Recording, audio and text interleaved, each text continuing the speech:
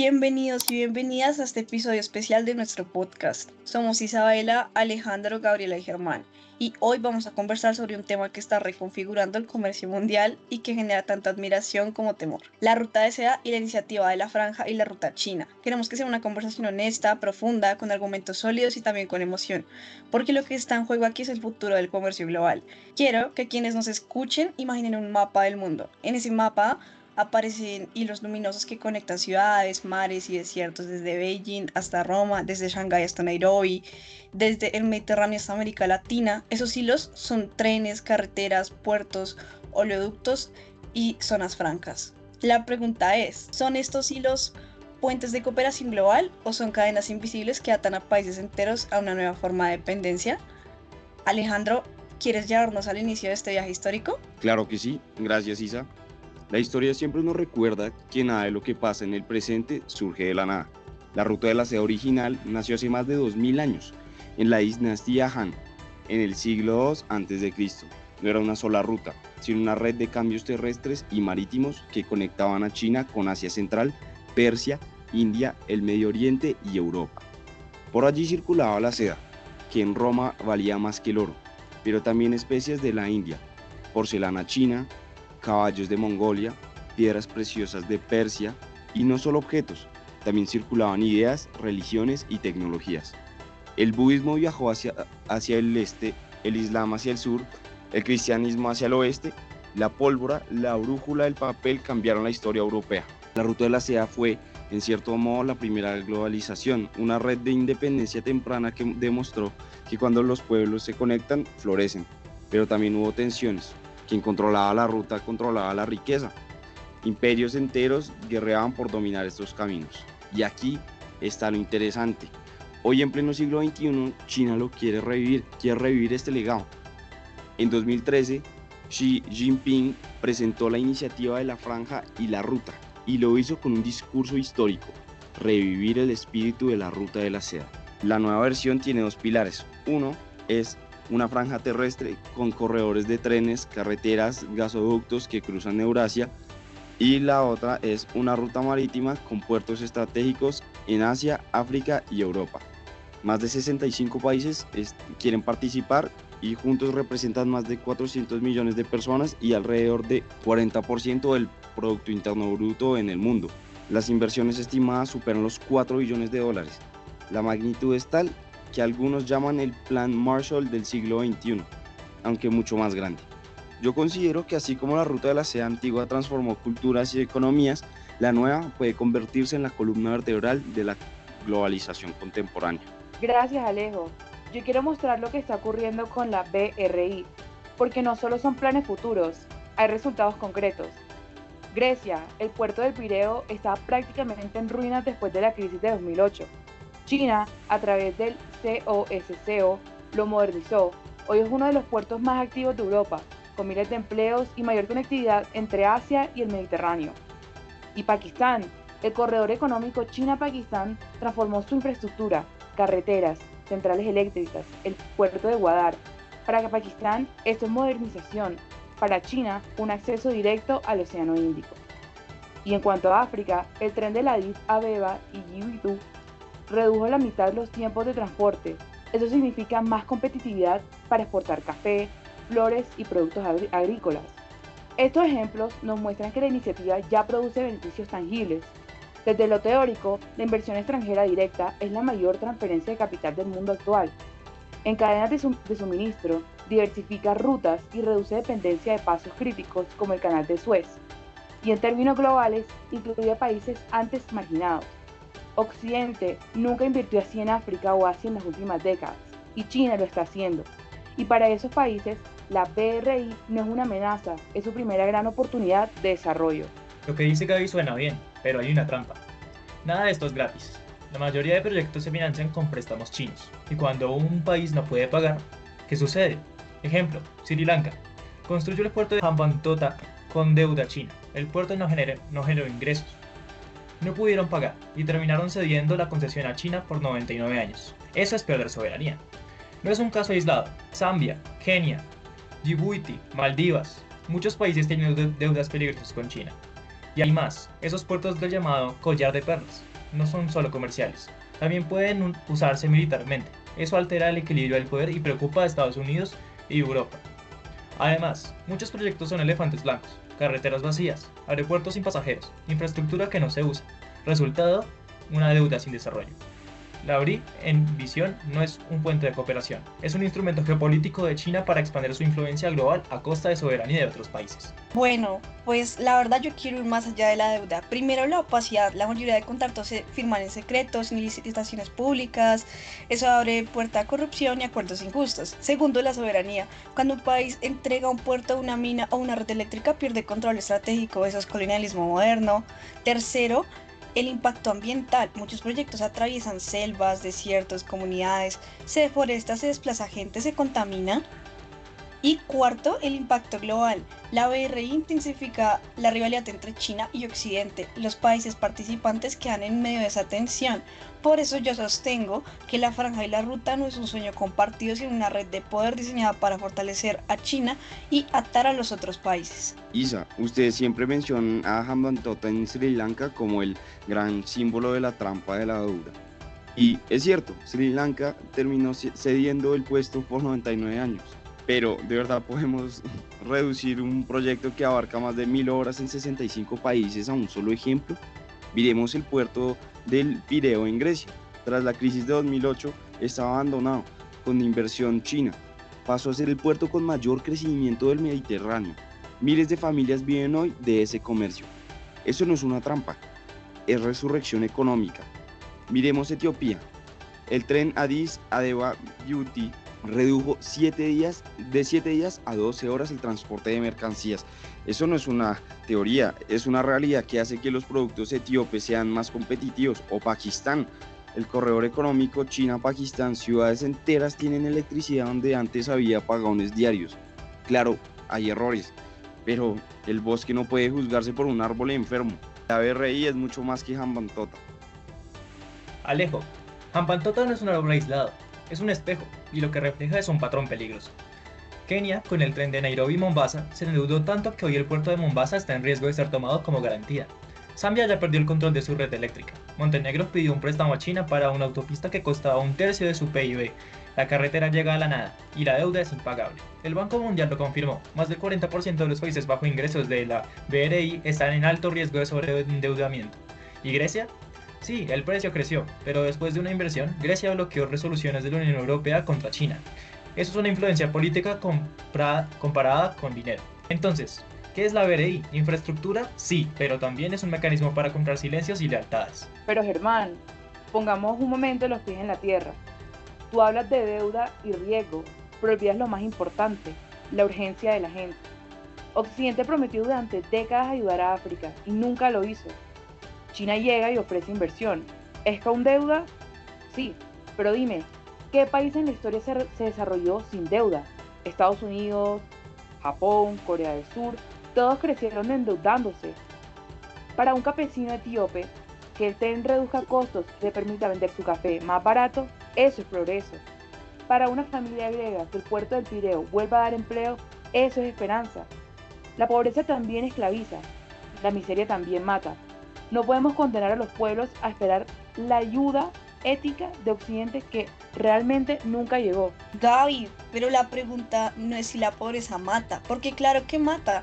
La pregunta es qué tipo de ayuda aceptamos para salir de ella. No es lo mismo endeudarse con reglas claras que firmar contratos opacos que terminan entregando la soberanía.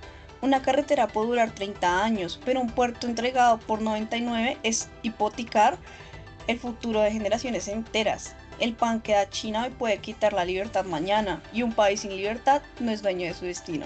Bueno, el dilema siento que está abierto. Progreso inmediato o deuda estratégica. Pasemos al segundo punto. ¿Qué pesa más? ¿La soberanía de un país o el pragmatismo de aceptar ayuda con condiciones? ¿Qué opinan? Bueno, Isa, tú hablas de soberanía como si fuera una joya intocable, pero dime de qué sirve una bandera ondeando si tu pueblo muere de hambre. La soberanía no se mide solo en discursos, se mide en la capacidad de garantizar agua, luz, trabajo.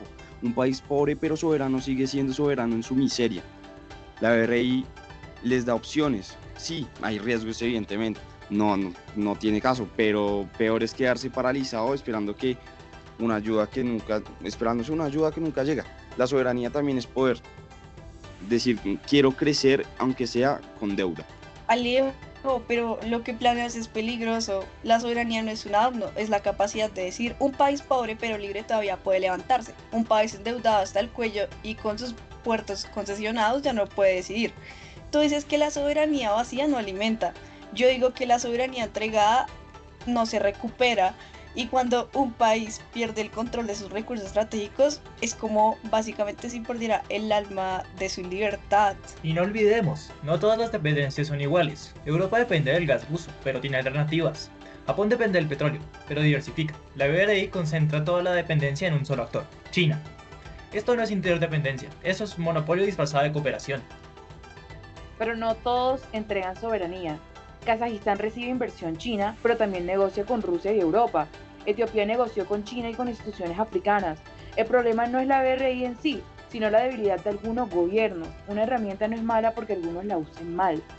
¿Acaso culpamos al martillo cuando alguien lo usa para destruir en vez de construir? Está claro que para Alejandro y Gaby la soberanía sin desarrollo es un lujo vacío. Para Germán y para mí la soberanía entregada jamás se va a recuperar. Y bueno, ahora pasemos a la siguiente pregunta. ¿Opinan que la BRI es pura o es en realidad una geopolítica disfrazada? Cuéntenme. Quizá la geopolítica está en todo. Gran Bretaña usó su flota para expandir el comercio. Estados Unidos usa el dólar y el FMI. Y ahora nos sorprende que China busque influencia con infraestructura. La diferencia es que mientras Occidente ofrecía préstamos con condiciones dolorosas, privatizar salud, recortar educación, China ofrece carreteras, trenes, puertos. No veo mal detrás de la BRI haya intereses estratégicos. Todos los imperios los han tenido. La pregunta real es, ¿los países receptores se benefician también? Y la pregunta es si empleos, comercio, conectividad, eso no es geopolítica pura, es geopolítica con beneficios compartidos. Alejo, lo que dices suena lógico, pero omites algo grave, la opacidad. El FMI imponía condiciones duras, sí, pero eran públicas y claras. La BRI en cambio se maneja con contratos secretos, sin licitaciones, sin estudios de impacto. ¿Qué confianza puede dar un socio que te pide firmar en silencio? Además, esos puertos estratégicos, Gwadar en Pakistán, Hambantota en Sri Lanka, Djibouti en África, no son solo comerciales, están alineados con en lo que muchos llaman el collar de perlas de China. Y curiosamente, cada perla es también un punto clave para su marina militar. Esto no es solo economía, el poder naval encubierto bajo el disfraz del comercio. Bueno, no podemos caer directamente en la paranoia. ¿De verdad crees que Etiopía aceptó un tren eléctrico porque quería ser colonia naval china? ¿O crees que revivió el Pireo porque soñaba con barcos de guerra chinos? Los países aceptan porque necesitan desarrollo. Y te recuerdo algo, Germán, Estados Unidos también usa bases militares disfrazadas de cooperación. Al menos China trae infraestructura real. Prefiero un socio que me construya un puerto, aunque tenga intereses, que un socio que me dé discursos y me deje en la miseria, con promesas vacías. Pero Gaby, justificar todo con al menos China construye algo. La pregunta no es si hacen obras, sino a qué precio político. Grecia bloqueó resoluciones europeas contra China. Sri Lanka perdió Hambantota. Djibouti pasó de ser un puerto africano a convertirse en la base militar china en ultramar. Eso no es cooperación inocente, es influencia comprada, disfrazada de ayuda, no, y peor. Los países creen que están eligiendo libremente, pero en realidad se meten en un contrato donde la letra pequeña está escrita en mandarín. Pues queda claro que para mí, para Germán, esa geopolítica es peligrosa porque esconde una neutralidad económica falsa. Y para Alejandro y para Gaby, la política siempre existió y no importa si ahora China la usa mientras deje beneficios. Ahora es momento de que pasemos a otro ángulo, que es el impacto social y ambiental de estos grandes proyectos del mundo. Entonces, bueno, la BRI no son solo números y puertos, son carreteras que atraviesan bosques, trenes que cruzan comunidades, minas que explotan territorios. La pregunta es, ¿qué costo social y ambiental tiene este desarrollo? Para mí, muchos proyectos de la BRI desplazan familias enteras, carreteras que cruzan aldeas, represas que inundan pueblos, minas que contaminan ríos. En Laos, las comunidades fueron expulsadas para construir línea ferroviaria. En Pakistán, campesinos fueron desplazados para el puerto de Gwadar, además de que gran parte de la BRI sigue apostando por carbón, cemento y megaproyectos contaminantes. Entonces, pensemos, chicos, ¿de qué sirve tener un tren más rápido si construyes la selva que te da, si destruyes la selva que te da oxígeno? ¿De qué sirve un puerto moderno si desplazas a la gente que vivía en la costa? El desarrollo que arrasa con la tierra y con la gente no es progreso, es pan para hoy y desierto para mañana. Pues, entiendo tu punto, Isa, pero seamos realistas. Ningún progreso en la historia ha sido limpio. La revolución industrial en Europa contaminó ríos, destruyó bosques y aún así permitió que millones salieran de la pobreza. Hoy criticamos a China, pero ¿acaso Occidente no lo hizo mismo? ¿No hizo lo mismo? La diferencia es que África y Asia ya no pueden esperar siglos. Sí, hay costos ambientales, pero también hay beneficios inmediatos: electricidad, trabajo, comercio. Y ojo, China también invierte en proyectos verdes, no solo carbón. Hay trenes eléctricos, plantas solares, parques eólicos. La BRI no es perfecta, pero tampoco es apocalíptica. Alejo, tu argumento me preocupa. ¿Justificar que como Occidente contaminó, entonces ahora está bien que China haga lo mismo? Estamos en el siglo XXI. Ya sabemos que destruir ecosistemas no es progreso, es suicidio. El planeta no aguanta otra revolución industrial a la antigua. Además, muchos proyectos de la BRI no solo dañan el ambiente, también generan desigualdad social. Los contratos suelen usar trabajadores chinos importados, dejando a la población local con empleos precarios. ¿Eso es desarrollo justo? Bueno, pero tampoco exageremos ni nos vayamos a los extremos. Es cierto que algunos proyectos han usado mano de obra china, pero también han creado miles de empleos locales y sobre todo el medio ambiente. Sí, hay proyectos de carbón, pero también hay megaplantas solares como la de Pakistán y proyectos eólicos en Etiopía y Sudán. La clave está en negociar mejor. Si un gobierno exige estándares ambientales, China los cumple.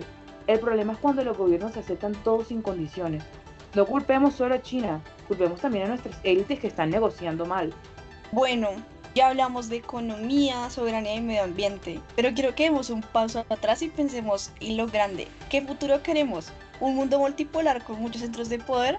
¿O un mundo donde solo un país, China, deje que, sea el mismo el eje de todo? Yo quiero un futuro donde todos los países en desarrollo tengan voz. Durante siglos nuestra voz fue ignorada. Siempre fuimos los proveedores de materias primas, pero nunca los protagonistas. Con la BRI esa voz se amplifica. Etiopía no solo exporta café, ahora exporta más rápido gracias a un tren. Pakistán no solo recibe ayuda ahora, tiene un corredor económico que lo conecta con todo el mundo. Por primera vez África, Asia y América Latina pueden sentarse en la mesa global no como invitados pobres, sino como socios con una infraestructura propia. ¿Es un eco de Beijing? Quizá, pero un eco fuerte todavía suena más que el silencio de siglos. Gaby, pero un eco fuerte sigue siendo eco. Si los países pueden hablar más, pero ¿qué están diciendo? Sus palabras o las que China quiere que repitan. Un futuro donde todos repiten el discurso de un solo centro de poder. No es multipolar, es monocolor. Yo quiero un mundo donde las voces de África, Asia o América Latina se escuchen auténticas, no amplificadas por un megáfono prestado que luego te lo cobran con intereses. Pero Isa, toda red necesita un centro. Una telaraña sin ningún nodo se va a romper, obviamente. Un planeta sin un motor se dispersa. Hoy ese motor es China.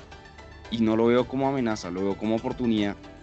Durante siglos el centro fue Occidente y nadie cuestionaba su papel, porque ahora cuando el centro cambia de lugar nos asustamos tanto. El futuro no debe ser multipolar por romanticismo, debe ser funcional. Y si el nodo que mejor funciona está en Beijing, pues aceptémoslo. Alejo, un motor que acelera demasiado deja de impulsar y empieza a quemar. Si toda red necesita nodos, pero un nodo demasiado dominante convierte a los demás en satélites, el futuro multipolar no es romanticismo, es equilibrio. Si dejamos que todo gira alrededor de un solo país, repetiremos la historia de los imperios. Roma, Gran Bretaña, Estados Unidos, todos creyeron ser eternos y cayeron. ¿Queremos un futuro que repita la caída o uno que distribuye el poder? Bueno, está claro que el futuro para Alejandro y para Gaby es con la BRI y es una voz amplificada y solo un nodo que sostiene la red. Y para mí, para Germán, ese nodo puede ser tan fuerte que convierte las voces en ecos. Pasemos ahora a mirar nuestra propia región, América Latina. Alejandro, danos un avance. América Latina siempre ha estado atrapada en un dilema: o depender de Estados Unidos o depender de Europa. La BRI nos ofrece otra opción: Ecuador renegoció su deuda petrolera y consiguió hidroeléctricas que hoy abastecen de energía limpia a miles de hogares. En Brasil ha usado la relación con China para exportar soya y carne y recibe inversión en ferrocarriles que conectan el interior con los puertos atlánticos. Argentina con las represas en Santa Cruz y proyectos de energía renovable y diversifica sus fuentes de financiamiento. ¿No es esto positivo? Por primera vez América Latina puede mirar al Pacífico sin mirar por el filtro de Washington. Alejo, pero también está este otro lado de la moneda. Mira Venezuela, préstamos por decenas de miles de millones, pagados con petróleo. El resultado, una economía hipotecada, proyectos inconclusos y más dependencia, solo que con otro socio. Ecuador mismo renegoció su deuda con duras condiciones de exportar crudo. ¿Queremos cambiar de la dependencia de Washington por una dependencia de Pekín? Eso no es diversificación, es sustituir un amo por otro. Germán, pero también tenemos que tener en cuenta que lo de Venezuela fue también por culpa de su propia gestión caótica. No podemos culpar a China de todos los errores de Maduro. Miremos Chile, exporta cobre a China y recibe inversiones de energías renovables. Y luego está Perú, que mejora sus exportaciones de minerales. En esos casos la relación ha sido más equilibrada. América Latina no puede quedarse fuera de la red global. El tren de la historia no va a esperar a absolutamente nadie. Bueno, Gaby, pues lo que tú llamas subirse al tren de la historia, yo lo veo más como firmar contratos donde el tren lo conduce otro y nosotros solo ponemos las vías. Sí, hay casos como Chile o Perú, donde la relación parece equilibrada, pero los contratos suelen incluir cláusulas de arbitraje en tribunales chinos, contratos confidenciales, condiciones poco claras. Esta integración es importante, ¿sí? Pero no a cualquier precio. No podemos repetir el error colonial de entregar nuestros recursos estratégicos a cambio de espejismos de progreso. Y pues bueno, yo opino que con esto cerramos la sexta ronda. Para algunos la BRI pues la comparan con el Plan Marshall de Estados Unidos después de la Segunda Guerra Mundial y otros con la ruta antigua de seda. Y también hay algunas personas que la comparan con los colonialismos. Mi pregunta es, ¿qué tan válidas son estas comparaciones? Pues sí, me parece acertada. O sea, en 1948 Europa estaba en ruinas, Estados Unidos invirtió miles de millones para reconstruirla y muchos temieron que eso fuera dependencia. Y sí, Europa quedó vinculada a Washington, pero también renació. Nació la Unión Europea, se reconstruyeron economías y millones de personas salieron de la miseria. Hoy la BRI es lo mismo para Asia, África y América Latina. Sí, China obtiene beneficios estratégicos, pero los planes receptores obtienen infraestructura. Si Europa no hubiera aceptado el Plan Marshall por miedo a dependencia, quizá seguiría hundida. Si hoy África rechazara la BRI por miedo, seguirá atrapada en la pobreza.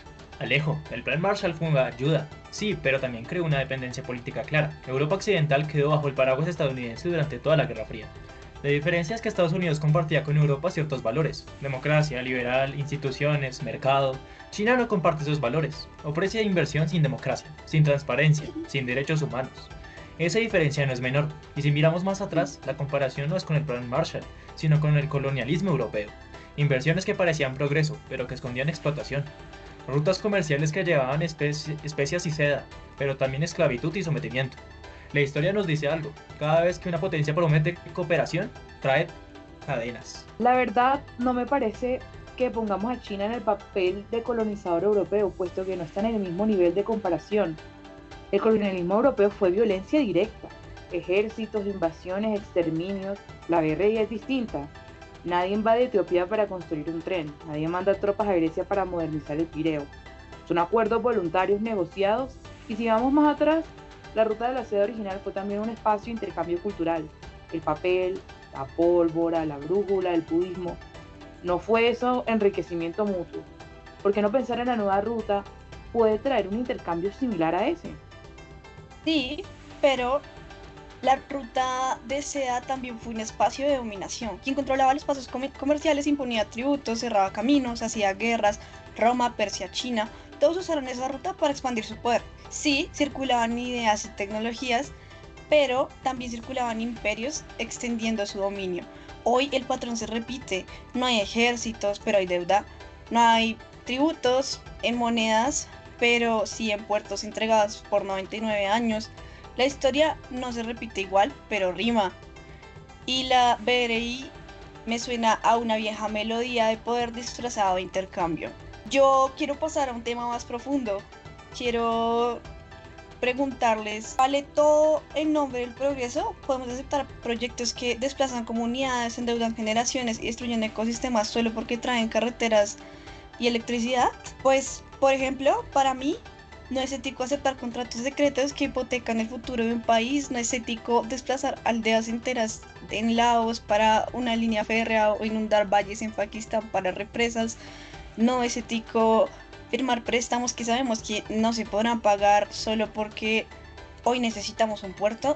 El progreso que se construye a costa de la gente del planeta no es progreso, es espejismo. Y los espejismos matan de sed en medio del desierto. Pues, o sea, de todas maneras la ética en política internacional siempre ha sido relativa. O sea, ¿fue ético acaso que Europa industrializara destruyendo bosques y contaminando ríos? ¿O fue ético que Estados Unidos impusiera ajustes estructurales con la FMI? No, obviamente no lo es, pero así se construyeron las potencias. ¿Vamos a exigirle a África un estándar de pureza que Occidente nunca cumplió? Eso también es injusto, eso es inético. Para un país pobre lo más ético es sobrevivir. Si un puerto, aunque endeudado, le da empleo a miles, eso es más ético que condenarlos a la pobreza digna, pero vacía. Alejo, eso es justificar el mal. Que Occidente haya cometido errores no significa que ahora debamos aceptar los de China. La ética no es un lujo, es una obligación, sobre todo porque hoy sabemos más. Sabemos que el cambio climático es real, que la corrupción destruye instituciones y que la desigualdad genera violencia. Repetir errores pasados no es desarrollo, es retroceso. Bueno, yo pienso firmemente que la ética también está en los resultados concretos. Si una familia en Etiopía hoy puede mandar a sus hijos a la escuela porque un tren redujo el costo de los alimentos, eso es ético. Si un pescador en Grecia puede volver a trabajar porque el puerto revive, eso es ético. La ética no solo está en las intenciones, también en los efectos reales. Y esos efectos, en muchos casos, pueden llegar a ser extremadamente positivos. Bueno, ahora quiero que pasemos al siguiente tema y quiero que hagamos un ejercicio. Imaginemos que somos líderes de países pobres y tenemos que decidir si aceptar o no los proyectos de la BRI. ¿Qué responderíamos a nuestro pueblo?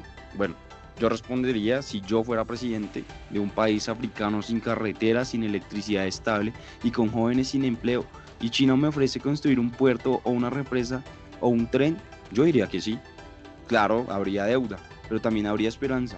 ¿Cómo le explico a una madre que su hijo seguirá estudiando a la luz de una vela porque yo rechacé la ayuda por miedo a la deuda? ¿O cómo le digo a un campesino que sus productos seguirán perdiéndose porque no quise aceptar un tren? El deber de un líder es mejorar la vida de su gente hoy, y si la BRI es el camino, yo lo tomaría. Yo haría el mismo ejercicio, Alejo. Imagina que pasan 10 años y esa deuda se hace impagable. El puerto no era símbolo de orgullo, ahora es administrado por otro país. Tu bandera ya no ondea allí. Imagina que tu pueblo te pregunta, ¿cómo nos vendiste por una carretera? ¿Qué les responderías? Un líder no solo piensa en el hoy, también en el mañana, y un contrato que hipoteca generaciones no es de esperanza, es una absoluta condena. Hermano, pero te invito a que te replantees, ¿qué condena es mayor? ¿La deuda o la miseria eterna? Si fuera presidente y tuviera que elegir entre arriesgarme a deber o condenar a mi gente a vivir sin luz, sin empleo, sin puertos, yo elijo 100% arriesgarme. La pobreza también es una cadena, la diferencia es que es invisible y por eso muchos no la ven. Yo no podría dormir tranquila sabiendo que rechacé una oportunidad por miedo. Prefiero el riesgo que la resignación. Bueno, chicos, la verdad, si yo fuera presidenta, pues yo elegiría otro camino. Y sería el de diversificar, negociar, buscar cooperación regional antes de entregar mi soberanía a un actor externo. Un país pobre puede levantarse con dignidad, pero un país que entrega recursos estratégicos pierde para siempre su libertad de decidir. El hambre se supera con esfuerzo. La pérdida de soberanía jamás se va a recuperar. Bueno, ahora quiero que se imaginen una metáfora, ¿sí? Para algunos la BRI pues es una cadena dorada que brilla pero aprieta. Para otros es un puente de oro que une y permite avanzar. Quiero que me digan qué opinan de esta metáfora. Porque para mí, por ejemplo, la BRI es una cadena dorada que al principio deslumbra, trenes modernos, puertos gigantes, carreteras nuevas, pero pronto descubres que no es adorno, es atadura. Una cadena dorada es más peligrosa que una de hierro, porque mientras La de hierro duele, la dorada engaña, y muchos países creen que avanzan cuando en realidad están atados. Fíjate que yo lo veo literalmente al revés. La BRI es un puente de oro. Sí, es claro, sí es brillante, pero es lo único que permite cruzar un río imposible. ¿Qué importa si no es tuyo, mientras te permite pasar al otro lado? La historia está llena de pueblos que se quedaron varados en la orilla porque no quisieron cruzar por miedo. El oro puede pesar, pero también sostiene. Alejo, el problema no es cruzar el puente, es quien controla el peaje. Si no es tuyo, cruzas cuando el dueño te lo permite. Hoy pasas, mañana te cierran el camino. Una cadena puede cortarse, un puente bajo control ajeno puede convertirse en un muro. Yo digo que aunque no sea tuyo, de nuestra propiedad, si el puente te permite llegar al otro lado, hay que usarlo. Morir en la orilla también es morir. Prefiero un puente alquilado que me lleva a nuevas oportunidades que quedarme en tierra firme repitiendo discursos de soberanía mientras mi gente sigue en la pobreza. Bueno, y así llegamos al final de este debate. La BRI se nos mostró como una cadena dorada y como puente de oro, como atadura y como oportunidad. Cada metáfora refleja lo mismo, un proyecto ambivalente que puede salvar, hundir o aprisionar. Con esto cerramos el gran debate. Ahora pasamos a la conclusión final donde cada uno podrá dejar su reflexión. Díganme qué opinan, qué piensan. Bueno, sí, me parece perfecto decir eso. Pues cuando no llegamos a pues esta discusión, muchos pensaban que yo iba a defender a China ciegas y pues no es así. O sea, yo defiendo la oportunidad que representa la BRI para millones de personas. Pienso en un campesino africano que antes tardaba una semana en llevar su café al puerto y ahora lo hace en 12 horas. Pienso en una familia griega que vivió la ruina de la crisis y hoy tiene el empleo en el Pireo. Pienso en ciudades de Pakistán que hoy tienen electricidad donde antes había oscuridad. No se trata de ver a China como un salvador, porque pues no necesariamente lo va a hacer, pero hay que reconocer que cuando Occidente cerró la puerta, China abrió otra. Y muchas naciones entraron porque no podían quedarse afuera.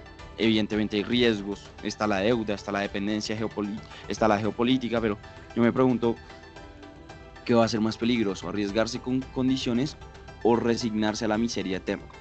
Para mí, la peor cadena no es la dorada de la deuda, sino la invisible de la pobreza.